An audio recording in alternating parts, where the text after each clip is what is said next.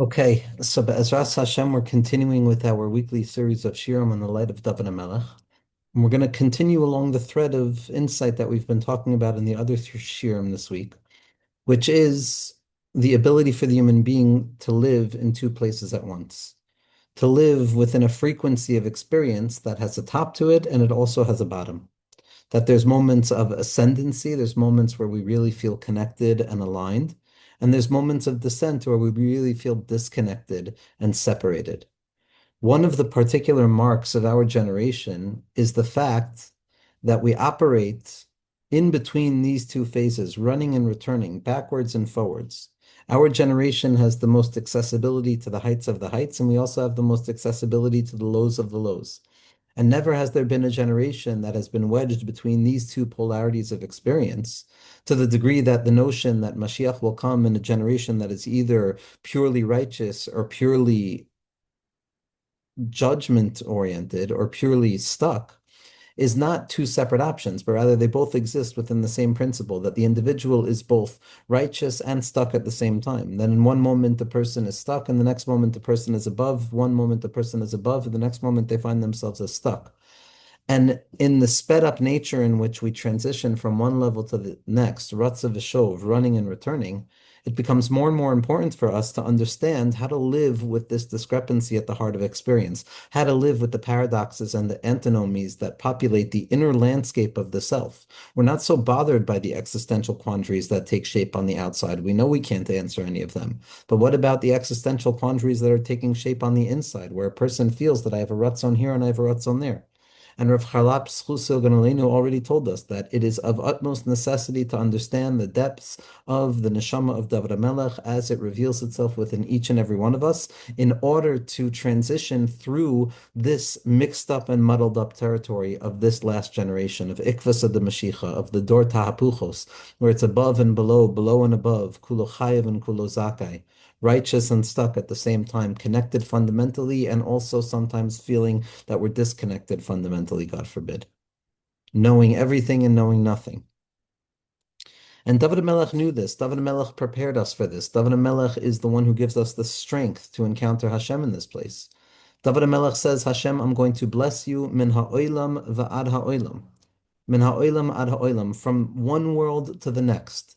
From one world to the next. What is David HaMelech hinting to when he says, Hashem, I'm going to praise you in one world and the next world?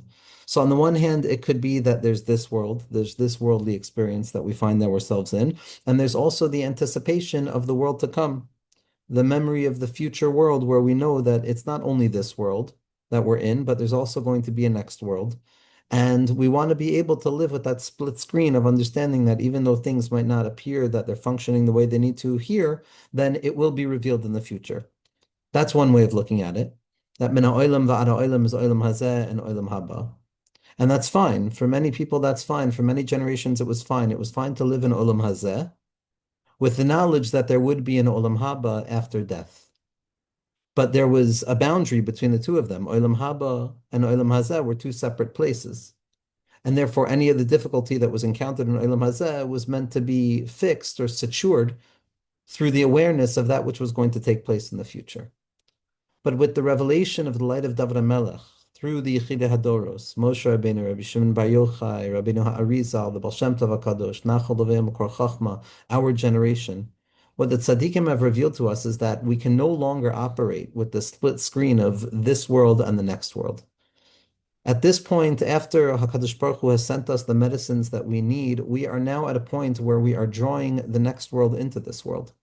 That we're no longer only talking about Olam Haba, which is the world that will eventually arrive, but rather we're trying to tap into Alma Da'asi, the world that is perpetually arriving, dripping into our minds, irrigating the field of this worldly experience.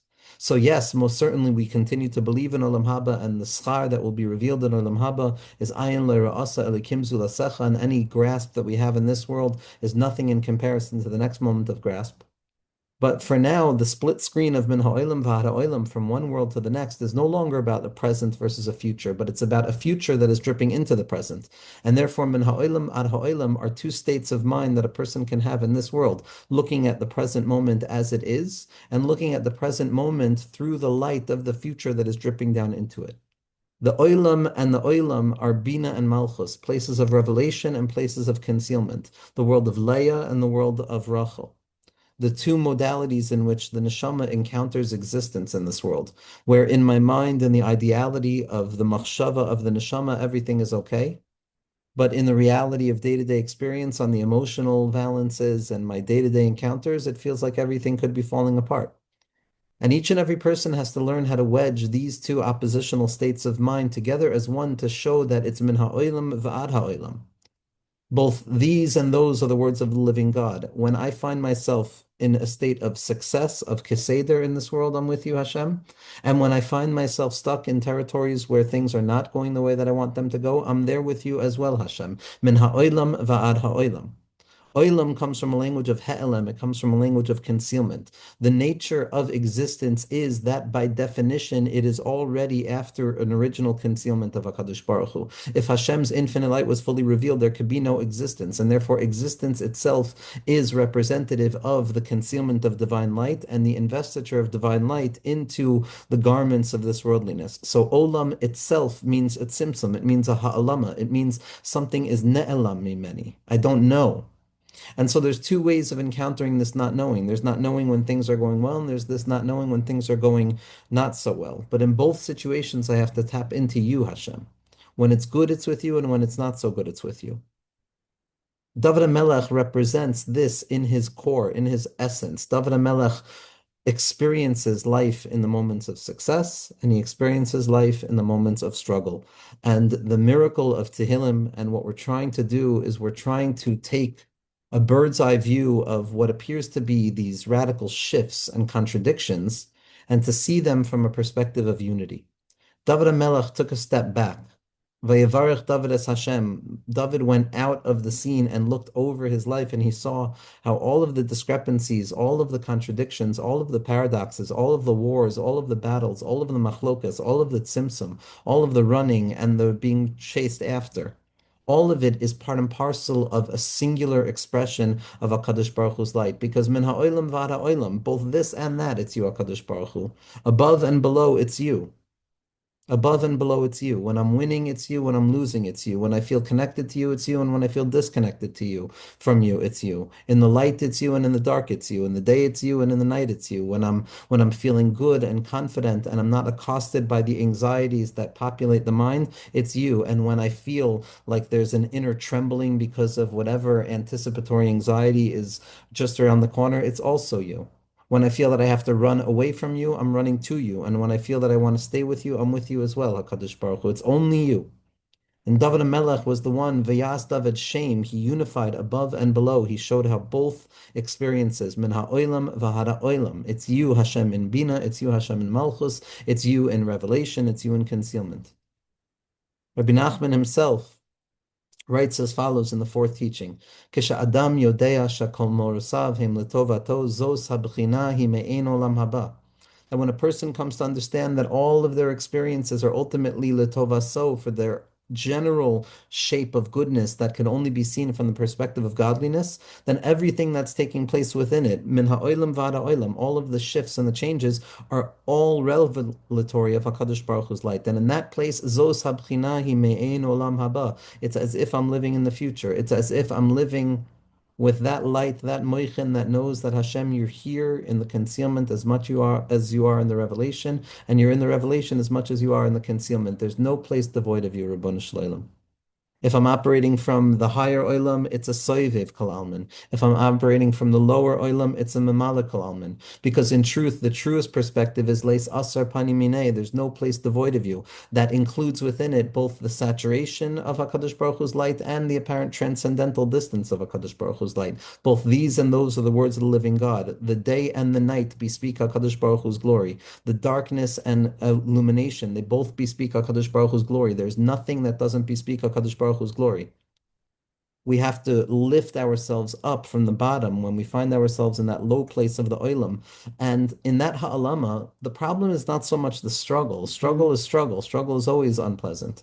But the problem is that we convince ourselves that in the struggle, Hashem is not there. And when Hashem is not there, that is when all darkness descends into our minds. That's where all of the fears and concerns and concealment takes on a thickening nature that can blot out the sun.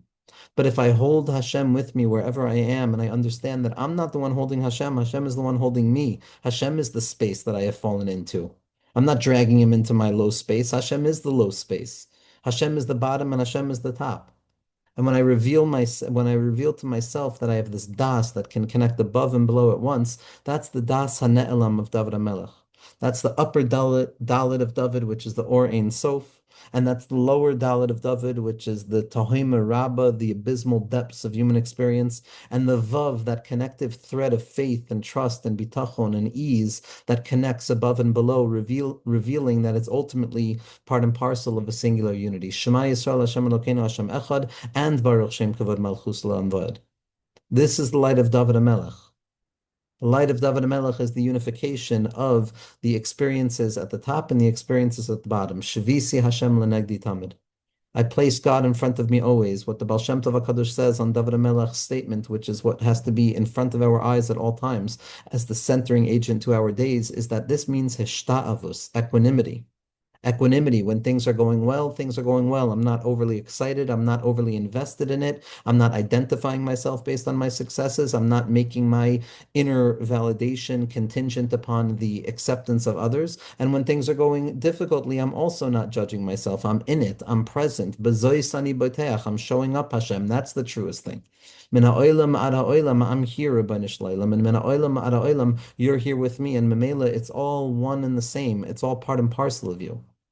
Now, it does mean expanding the territory of our spiritual frequencies and making space for developing new spiritual moods, developing what it means to find HaKadosh Baruch Hu in concealment, and not just to deny it and pretend that it's revelation, but to really lean into the concealment and find Hashem through that levush of the concealment, and also to be able to shift into the simcha and the dancing, to have one leg here and one leg there, to be above and below at the same time. This is the Rikud of David. And it's the same Nakuda over and over. We need to realize that the fragmentation of our experiences, the splintered nature of what we feel our subjectivity brings into the world, is simply a singular thing that we have to come to realize is unified. Hashem is one and the inner experience is one. And the purpose of the inner experience is to come to remember that HaKadosh Baruch Hu is one, to be Mamlech HaKadosh Baruch Hu in every place, and thereby raising Malchus out of the dust where it feels that it's broken when it's stuck, and revealing that no, HaKadosh Baruch Hu is Melech there as well. HaKadosh Baruch Hu is Melech in Gan Eden, HaKadosh Baruch Hu is Melech in Gehenim. There's no difference. There's no difference. Just as the praise of HaKadosh Baruch Hu comes up from Gan Eden, it also comes up from Gehenim, from the perspective of Alma Da'asi, of drawing that future light of revelation into the now. I can find you wherever I am, Hashem. And what this means on a practical level is realizing that there is going to be the events of my day, the unfolding nature of my day, which I'm not so much in control of. I have to utilize my volitional quality of Bechira to ensure that I've set myself up for the best day possible, where I don't demand from Hashem a miracle that needs to be revealed from above. That's what I'm able to do on the external level. I can ask God to grant me the serenity to distinguish between the things I can change and the wisdom to know what I can't change and to understand those two categories. But then the inner work of Dovid is the inner perspectival shift that takes shape when the mind attaches itself to the never-ending presence of God, which is no longer dependent upon anything other than the never-ending presence of God. I don't have to feel it, I don't have to know it, I don't have to see it, I don't have to smell it, I don't have to understand it, I don't have to necessarily even be able to stamp with fundamental validation that I have full faith in it. I just have to know it. I have to know it intuitively, that there's nothing, no thought of kfira that can take you away, Hashem. There's no thought of distance that can take you away from me. You're always here. You're always here. And in that place, the inner state of the mind is able to attune itself a little bit more calmly to the experiences that it's going through. And that instead of this stressful moment that appears to be a losing moment, being overwhelming and indicative of a breakdown of self, the self is able to hold itself. The self is able to hold that place and say, Hashem, I'm still with you here. And in the midst of the frustration, in the midst of the discomfort, in the midst of that resistance, a person comes to find that there's a little bit more space opening up, that there's a little bit more manucha, that there's a little bit more room to breathe. The situation is still the situation, but the inner landscape of the self opens up and breath comes and it irrigates the heart and it calms down the heart. And it allows us to be b'menucha, to be in a state of chazdei Dovid hane'emanim, to live with that inner state of truthfulness and trust, which is the true chesed itself, when I can lean into the calmness. And so to be like David HaMelech means to be min ha'olam v'ad ha'olam, above, below, it's all you, Hashem. All I can do is tend to the baseline equanimity that I cultivate within my heart, to not be moved, to not be surprised, to not be overwhelmed, to not be taken by this world in one way or the other, but to see eye to eye with you, Hashem. This is David HaMelech. And we need this. It might once upon a time have been a spiritual ideal. It might once have been a time in a lot of the tzaddikim. But now this is in case of emergency break glass. We're in the time period where this medicine has been made for. This is where we need the emunah of the Baal Shem Tov HaKadosh and the Torah of Rabbi Nachman and the Torah of all of tzaddikim. We've never needed it this badly. Be'ezras Hashem, by way of necessity, we're going to come to find that we've been drinking from the goblet of the king the entire time. And David HaMelech is going to be mavarich on that kos shel bracha, and he's going to say, Ani yavarich v'li na'eh levarich. I'm going to make benching on the kos, and I'm the one who's worthy to make benching on the kos. Why? Because I know the secret of the upper dalet and the lower dalet, and the connection between the two of them. Kos yeshuos essa, b'shem Hashem ekra. Yeshuos are dinim, they're gvuros. They're the five etzbaos, the five gvuros, and the five severities of the hand that holds that kos with the blackness of that deep red wine that appears to be so devoid and empty in this world. And we gaze into it, and we give eyes to it, and we illuminate it with the light of the infinite. We illuminate it with an or hagonos, Tov hanira v'hanigla, Tov roi, the goodness of David Malka Mashiach, Chazdei David hane'emanim, Ani yavarich v'li na'eh levarich.